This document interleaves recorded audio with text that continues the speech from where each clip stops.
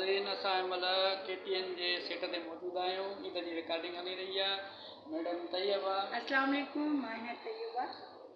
Madam Shamim, अस्सलाम वालेकुम, मैं शमीम शेख।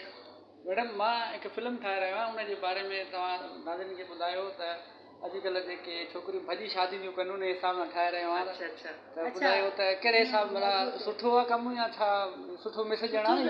हाँ, सुठो मैसेज आहे त ईअं भॼी शादी न कर, नुक़सान आहे हिन में कोई। हाँ, बिल्कुलु बिल्कुलु। मैडम तैयबा, मां त इहे चवंदमि त तमामु बहितरीनु सब्जेक्ट आहे। इन मौज़ूअ ते शायदि घणी फिल्मूं ठहियूं आहिनि या ड्रामा ठहिया आहिनि ऐं इंशाअल्लाह कामयाबी थींदी। ऐं ॿियो इहो नसीहत बि आहे, मैसेज बि तमामु सुठो ट्रांसफर वेंदो असांजो त छोकिरियूं जेके भॼी वञी शादी कंदियूं आहिनि उन्हनि खे अॻिते हली केतिरा प्रॉब्लम जेके आहिनि उन्हनि खे फेस करणा पवनि था। बहितरीनु डायरेक्टर आहे ज़ाहिद जान, वो ॾिसण सां जो कहिड़ी ख़बर असां बि हुजूं हिन फिल्म में। असांजो बहितरीनु डायरेक्टर ज़ाहिद जान सॉरी ज़ाहिद जान सोलंकी। असांजो बहितरीनु